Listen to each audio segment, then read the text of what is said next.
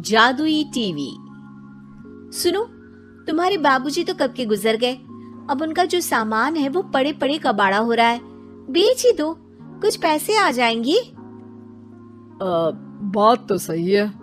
अगले संडे फुर्सत में यही करेंगे।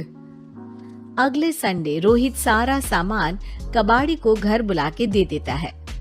तभी उसकी नजर बाबूजी की पुरानी टीवी पर जाती है, जो इतने सालों तक कूड़े में पड़ी थी, फिर भी चमचमा रही थी। टीवी तो देखो, जैसे एकदम नई हो। हाँ, बाबूजी को टीवी देखना बहुत पसंद था। उनका सपना था कि वो टीवी पे आए। एक बार मौका भी था जब वो अपने गांव के गाने सुनाने किसी चैनल पर जाने वाले थे, पर मैं और मेरा भाई लड़ पड़े और बाबूजी को घर पर ही रुकना पड़ा। चला के देखें क्या? हाँ, क्यों नहीं, देख लेते हैं। शायद ही चले। बाबूजी ने उस लड़ाई के दिन के बाद टीवी देखना ही छोड़ दिया था। टीवी चालू करने के लिए उसमें केबल वायर लगा दिया जाता है। एक न्यूज चैनल चालू हो जाती है। स्वर्ग की सीढ़ी के रास्ते हैं तीन, तीनों के तीन रास्ते हैं संगीन। पहला रास्ता है सांप की बीन, दूसरा रास्ता घर में बिछा कालीन, तीसरा रास्ता कलकत्ता से चीन। ये क्या बकवास खबर है, कुछ अच्छा लगा दो। अरे आप बोलो तो सही, कोई अच्छी खबर सुना देता हूँ। मेरा तो काम ही खबर देना है। अरे बाप रे, टीवी बात कर रही है। हाँ, ये न्यूज वाला मुझसे। हाँ, आपसे ही तो बात करूंगा ना, आपके घर में हूँ तो। अरे ये सपना है क्या? तुम हमसे बात नहीं कर सकते? अरे सपना नहीं भाई साहब, ये टीवी जादुई टीवी है।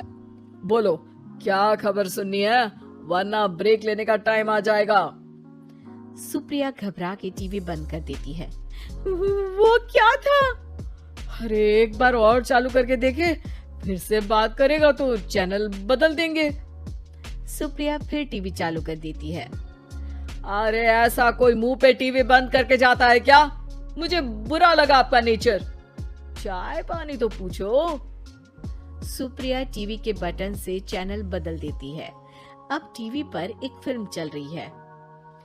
अरे ये तो सूर्यवंशम है ना? हाँ, और ये ठाकुर को जहर की खीर दे दी और उसको पता भी नहीं है।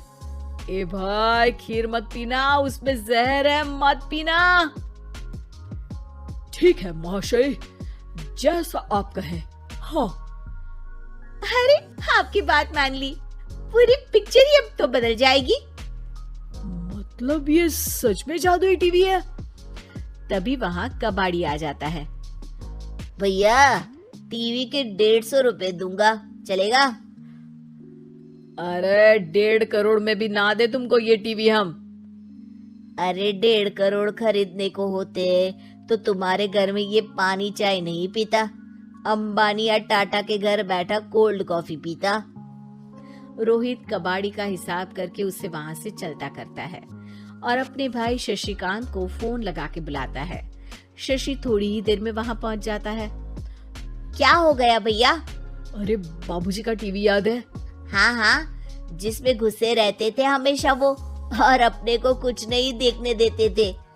अरे वो अब जादुई टीवी बन गया है। भैया, आपकी बकवास करने की आदत अब तक नहीं गई। अरे आपके घर में बच्चे हैं, अब तो बड़ों जैसी बात करो। रोहित जाके टीवी चालू कर देता है। टीवी पर एक जादू का शो हो रहा है जिसमें एक जादूगर है। अब मैं अपनी टोपी में से कबूतर निकालूंगा। श्रिंग ब्रिंग शरिंग बम फोपा फुफी फुफा पाउ। टीवी से कबूतर निकलता है और शशिकांत के सर पर आकर बैठ जाता है। भैया, ये क्या हो रहा है? भैया इसे उड़ाओ।